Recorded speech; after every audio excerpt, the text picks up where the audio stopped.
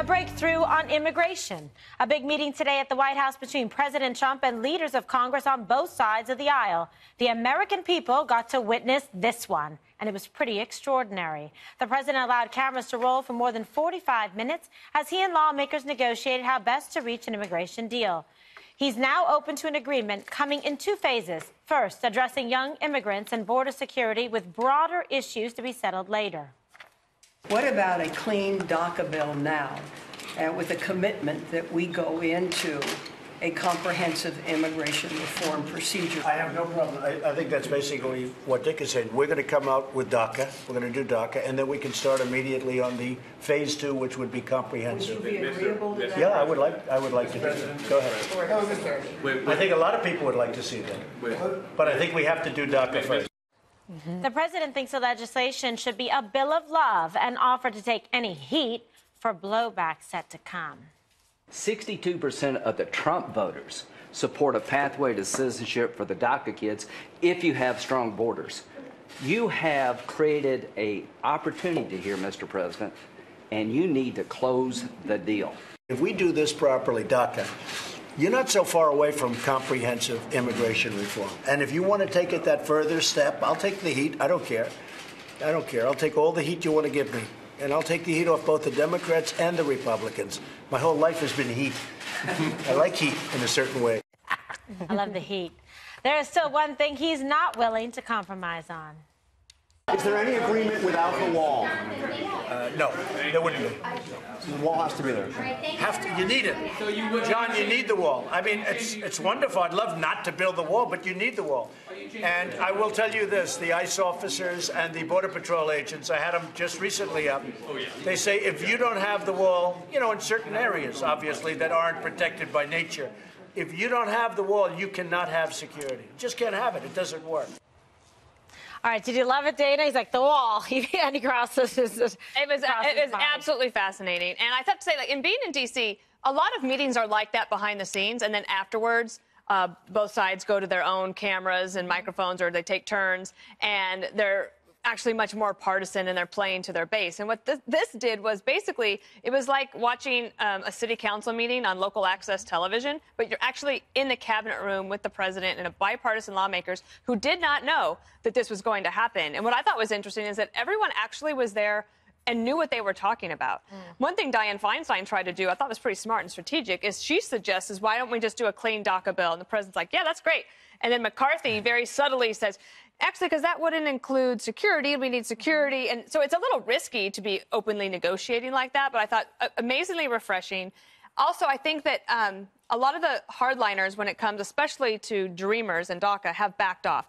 The above-the-fold front-page story on USA Today included 3 quotes on the front page from I would say, pretty hardline immigration groups saying, if we need to do amnesty for children who were brought here illegally and it's not their fault, Congress won't have any problem from us. So the president is really actually at this opportunity where he could do something. And what Lindsey Graham was saying is that your voters actually want you to do this, but we're going to need you to take the heat. The president says he's willing to do so if the right wants to come after us and primary us because we're going to vote for something that makes actual common sense. It's a far cry from where we were on the campaign trail when it comes to immigration, but I think that if you can get to a good solution, let political bygones be bygones and just get it done. All right, Jesse, the wall. Look like a very stable genius out there around the boardroom table. I like boardroom Trump almost as much as I like rally Trump, but boardroom Trump is good. He also used this line when he said fire and fury. Yeah. So when he goes like this, I think everything's under control.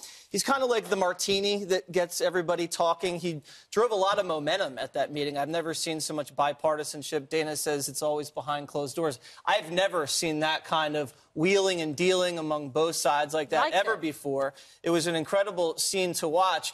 The cornerstone of the deal is chain migration, lottery, the wall, and merit-based. That's what Trump wants. The left wants the DACA. They want the clean DACA vote.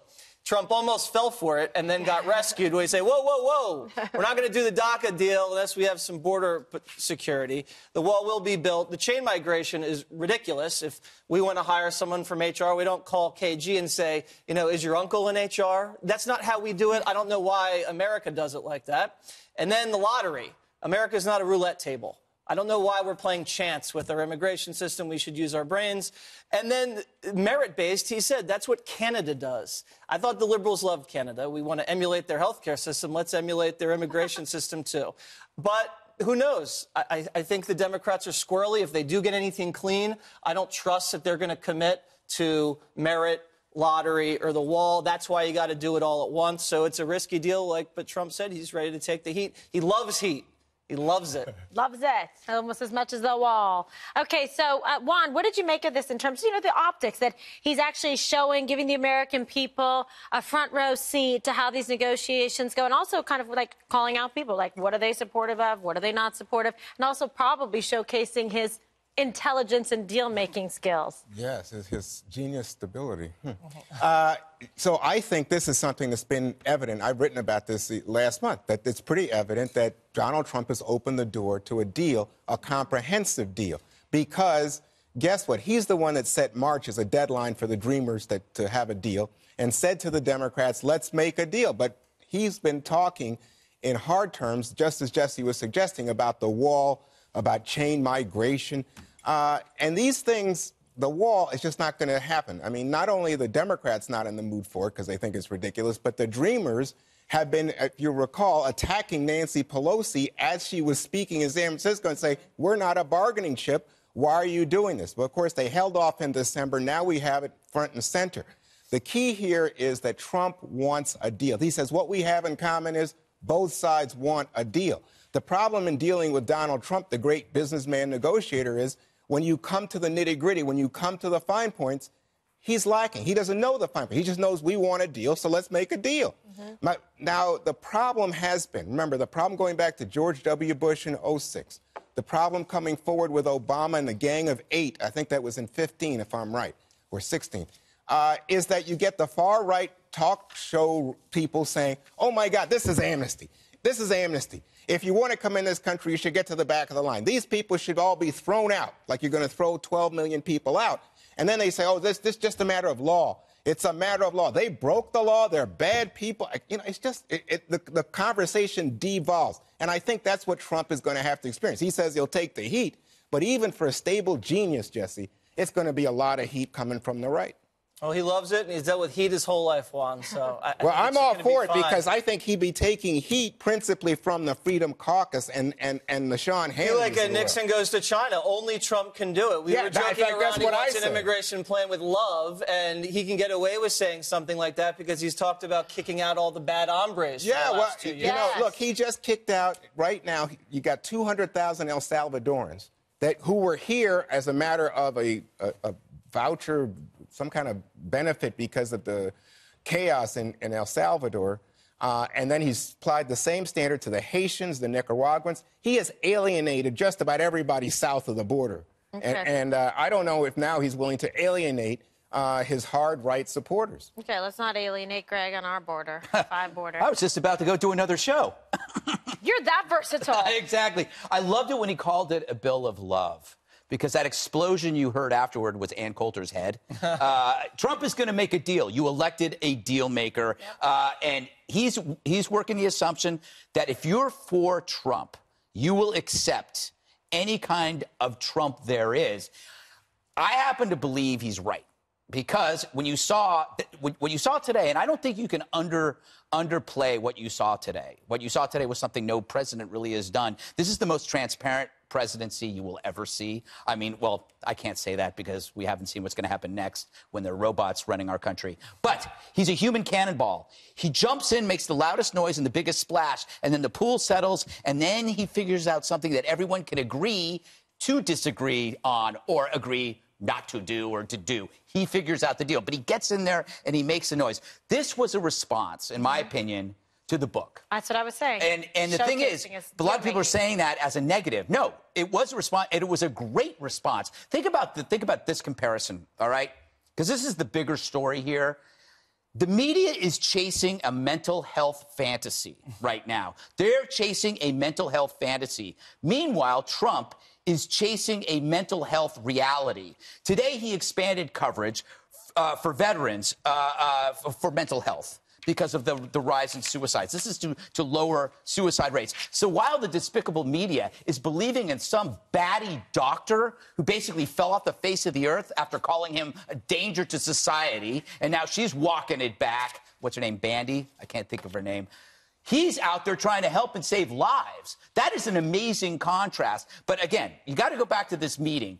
That was really, everybody who watched it was transfixed, and it was pretty funny watching other networks admit, like, wow, this is good. This is something good. And I'm also, I have to say, I'm really getting tired of hearing the word dreamers. We're all dreamers, all right? There's no dreamer privilege here. Just because your specific person doesn't make you a dreamer. Everybody in the United States is a dreamer. So stop calling a specific group dreamer. That's dreamer privilege. Wait a second. What are you saying? Because these are people who came as I children. understand what it is, Juan. Okay. What it is, it's a way of trying to separate it so that these people are disadvantaged and unique, but the rest of us are all bad people. No, we're all dreamers. I'm not saying you just did it when you just telling us about everybody who wants strong enforcement of the border is somehow hateful and evil. No, I didn't you just say did that. like 4 minutes of that. I didn't. I practically fell asleep during it. Run the tape. We have the videotape. But I'm saying most Democrats oppose the wall because they see it as redundant and a waste of money. Because we have, in fact... That's not why they oppose. Yeah, I think that... There's no such thing as a waste of money. Okay. There's no such thing to Democrats as a waste of money. Okay. Come on. All right. I hear the rhetoric, but I'm going to tell you something. That's not rhetoric. We have put more boots on the ground on the border. We have put drones in the air. We put electronic sensors. We have a better system. And with the moment, net migration is zero. So what you get for the people you don't want to call the dreamers is 62% of Americans saying all of us are dreamers, Juan. Well, I agree, but I'm just saying it's inclusive. Particularly unfair to these kids who came as children against their parents. It was just really brilliant of the Obama administration who gave the name to them as the dreamers. Exactly. It automatically evokes some sympathy. It's like the Clinton Global Initiative. You always had to say, well, they do good work, but... I think it's time to retire that. I think what you're going to see is enhanced border security and a pathway to citizenship together, because that's what Trump is going to do. Sure. And right now, the shrink who said he was unstable is shrinking right now, because the people that are looking really small are the people who were talking about instability on other networks. You came in late, but you finished strong. Way to go, my man. Story of my life.